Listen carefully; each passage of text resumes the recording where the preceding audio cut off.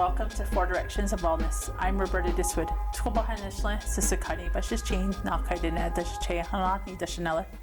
In 2021, the Centers for Disease Control and Prevention surveyed high school students across the United States about their health behaviors and experiences. These included sexual behaviors and experiences related to sexual violence. On the question, have you ever been physically forced to have sexual intercourse? Twice as many Native American students responded yes than non-Native students. Almost 1 out of 5 Native American high school students said they had been forced to have sex when they didn't want to. Today we are joined by Robin Tanner, Sexual Assault Nurse Exam Coordinator, to talk about teens and sexual violence. Thank you, Robin, for being here. Can you tell us more about yourself? Yes, good morning. My name is Robin Tanner.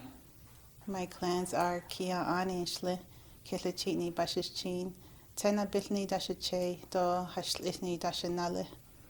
So I've been a nurse here in the hospital for about 13 years, and I'm now with the SANE program, the domestic violence program here at the hospital. Well, thank you again for being here. The Youth Risk Behavior Survey asked students if they had ever been physically forced to have sexual intercourse when they didn't want to. Can you explain more in detail about what forced sex means? So forced sex is any sexual act against a person's will or without their consent. So the word rape, sexual assault, or even being pressured into unwanted sex can also be used as forced rape. Forced sex can be done through coercing a person, maybe using intimidation, bullying, or pressuring that person to get to the sexual act. You always hear the word consent when you talk about sexual assault or anything like that. What does that mean? The meaning for consent is giving permission. It's an agreement. It's giving your approval without any pressure. So that's the meaning. It's an understanding between two people to engage in a sexual activity. So a person can change their mind, though, if they don't feel comfortable anymore. They can change their mind.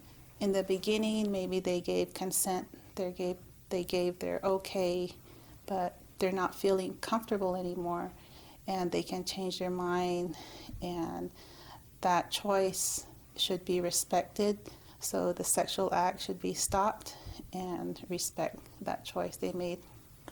So if somebody's had too much to drink and they have a sexual encounter or a sexual assault, are they able to give consent? The use of alcohol or drugs can get very excessive, and so in that case, a person cannot give their proper consent because of intoxication or under the influence. Some other ways are maybe being coerced, and using that drugs or alcohol is one way of coercion, trying to get the person under the influence to get to their sexual act. So coercion can also be used forcefully. They can be used as intimidation, bully-like, being manipulative, or even a threatening behavior. So that can put fear and cause the victim to be scared, and they may go ahead and just give in to that pressure, but it still was not consent on the victim's part. Other things that they can use is examples of, I took you out to dinner, or we've been going out for so long. I'm trying to make them feel guilty and to give in to that sexual act for them. And some other comments that can be threatening are, if you love me, you'll do this for me. I'll find someone who will if you don't. I'll break up with you. So that's emotional, manipulative coercion, trying to persuade the person, and like we said, to try to get into that act. And some things to do is to be direct for that, saying something like, I said I don't want to have sex. I said no. Quit trying to pressure me. I'd rather hang out And just always remember, it's important. It's not their fault if they said yes to coercive sex. Okay. So another question that Native students responded the most to was about sexual violence. 16% of Native students said they had been forced to do sexual things when they didn't want to in the past year. So first, can you tell us what sexual violence is? Yes, sexual violence is any type of unwanted sexual contact. And there are several types. There may be intentional sexual touching, sexual contact by kissing, unwanted sexual intercourse. There may be grabbing or patting. Well, it's really good information to know. And I want to put it all together in a scenario of like two teens who may have been dating one another. Say a 16-year-old boy forces sex on his 16-year-old girlfriend. What could happen? So the 16-year-old girl can come to the emergency room here, and she can consent to receive medical care services without her parents. So she will be evaluated, and she'll be checked for any immediate injuries by the doctor. So she can choose to have a SANE exam, which is a sexual assault nurse exam, and that is done by a trained nurse to complete the forensic exam. So this exam may be from 3 to 5 hours, and the SANE nurse and a victim advocate will come from Sexual Assault Services of Northwest New Mexico, Farmington. So they will come here to the hospital if that's what the patient chooses. If she would rather have the exam done at Farmington office, they have that option. So the two will be with her the whole time. They'll be explaining the procedure, and they'll be supporting her all the way through. She may be offered medications for the prevention of sexually transmitted infections, and Plan B, which is an emergency contraceptive. She may receive follow-up services through our office, or she will also receive follow-ups with our victim advocates to help for supportive care.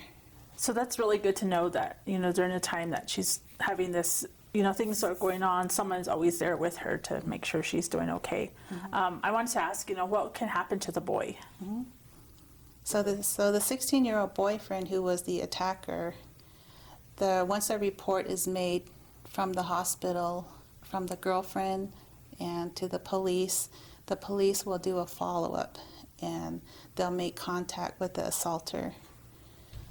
So the criminal investigator may also be contacted to do a juvenile forensic investigation, and sometimes they will need to work together with the FBI. And for our hospital, we have a policy for mandated reporting, and a case like this, of course, this will have to be mandated reporting since she is 16.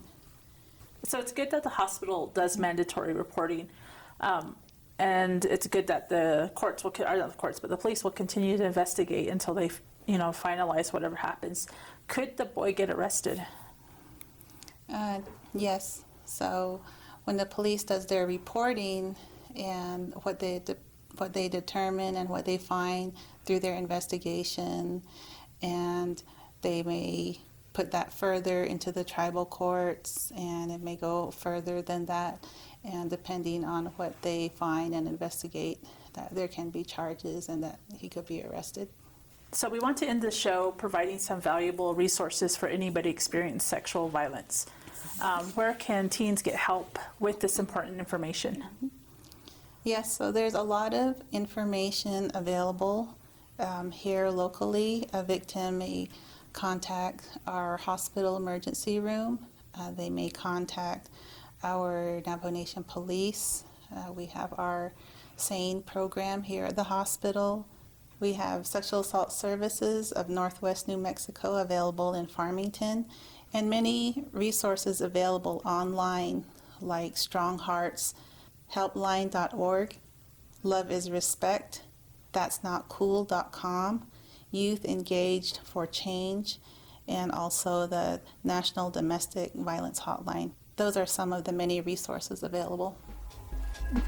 Well, Robin, thank you for being here today.